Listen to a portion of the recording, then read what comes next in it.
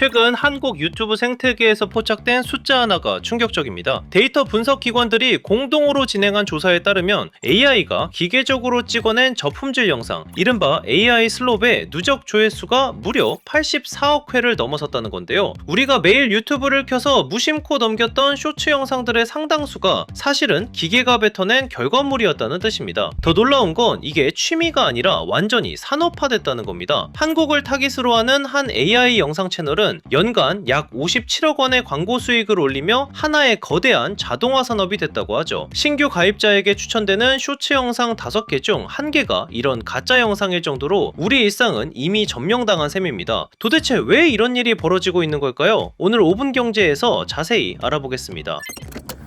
이 문제를 설명할 때 사람들이 흔히 유튜브나 구글을 악당으로 지목하곤 합니다. 저 기업들이 돈만 밝히니까 쓰레기 영상을 방치한다는 식이죠. 하지만 여러 IT 전문가들의 분석은 다른 이야기를 합니다. 진짜 범인은 특정 기업의 악의가 아니라 시스템이 돈을 주는 방식 자체라는 겁니다. 사실 알고리즘은 영상의 진실성이나 예술적 가치에는 전혀 관심이 없습니다. 오직 시청자가 화면을 넘기지 않고 얼마나 오래 머무는지, 그리고 광고를 클릭하게 만드는지 라는 기계적인 함수에만 충실할 뿐이죠. 슬롭 제작자들은 바로 이 지점을 정확히 공략합니다. 비현실적이고 기괴한 영상이나 자극적인 썸네일은 인간의 본능적인 호기심을 자극해 클릭을 유도하고, 알고리즘은 이를 높은 관여도로 해석해 더 많은 사람에게 추천하는 악순환의 고리를 만드는 셈입니다. 더 아이러니한 건 플랫폼 기업들의 모순입니다. 예를 들어 지금 구글의 경우 두 가지 정체성을 동시에 가지고 있는 셈인데요. 일단 한쪽에선 생성형 AI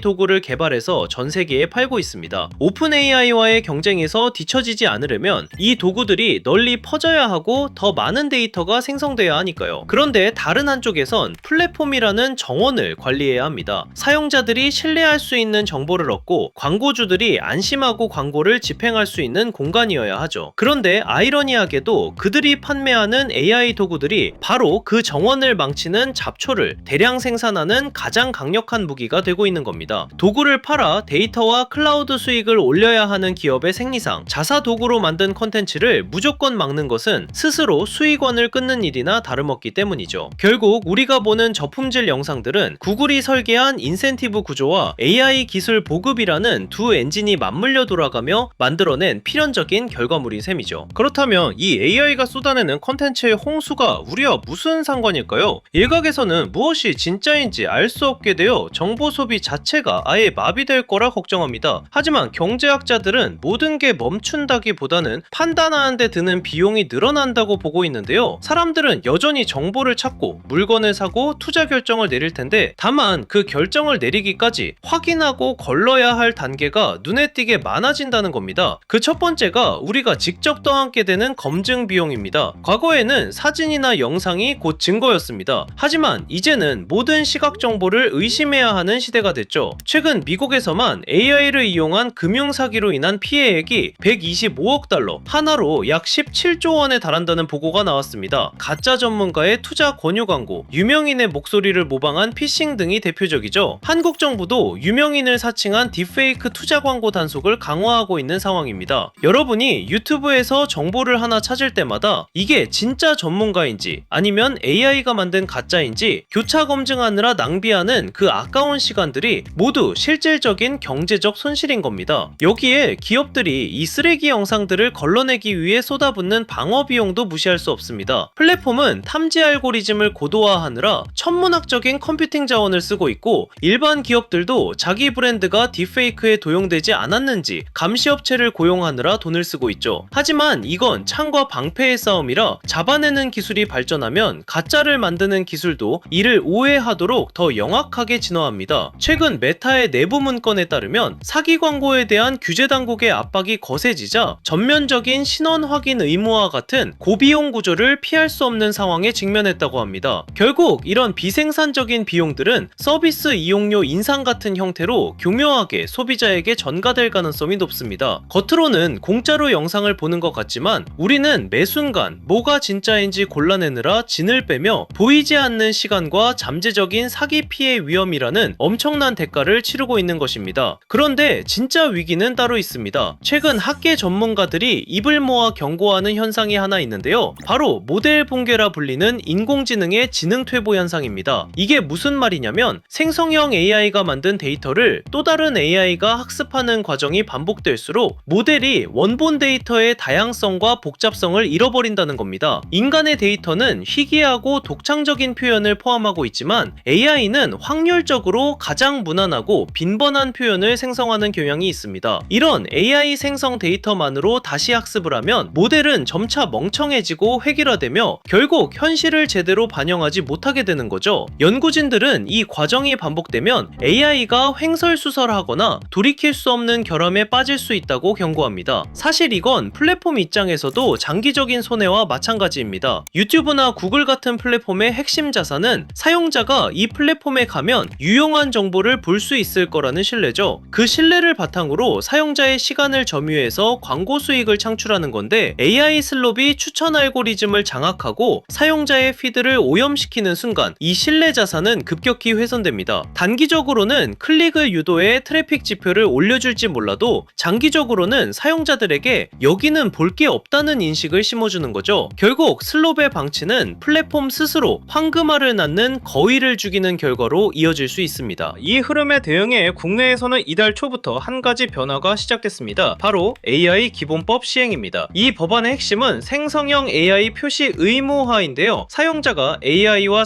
상호작용하거나 AI가 만든 컨텐츠를 접할 때 이를 명확히 알 수 있도록 표시해야 하는 거죠. 슬롯 컨텐츠가 인간이 만든 것처럼 위장하여 유통되는 걸 막는 1차적인 방어선이 될 겁니다. 텍스트, 이미지, 영상 등 AI 생성물에 워터마크를 삽입하는 기술적 조치도 법적 의무로 강화될 예정입니다. 그리고 여기에 더 흥미로운 변화가 있습니다. 모델 붕괴의 위험성 때문에 미래의 AI 경쟁력은 누가 더 깨끗하고 오염되지 않은 진짜 인간 데이터를 많이 확보하느냐에 달려 있다는 건데요. AI 연구기관들의 분석에 따르면 고품질의 인간 텍스트 데이터는 올해 안에 고갈될 위기에 처해 있다고 합니다. 결국 AI를 얼마나 잘 쓰느냐보다 누구도 흉내낼 수 없는 인간 고유의 날것 데이터를 얼마나 가졌느냐가 기업의 운명을 가르는 핵심 경쟁력이 되는 거죠. 실제로 해외 거대 커뮤니티인 레딧이나 뉴욕타임스 같은 곳들은 자기네 플랫폼에 쌓인 인간의 글을 파는 대가로 AI 기업들에게 천문학적인 액수를 요구하고 있다고 합니다. 인공지능이 세상을 지배할 것 같던 시대에 결국 가장 귀한 대접을 받게 되는 건 기계가 도저히 따라할 수 없는 우리의 인간성 그 자체라는 사실이 참 흥미로운 지점인데요. 올해는 AI 슬롭이라는 거품을 걷어내고 진짜 인간지능의 가치를 재평가하는 원년이 될 수 있을지 지켜봐야 할 것 같습니다. 오늘 5분 경제는 여기까지입니다. 안녕히 계세요.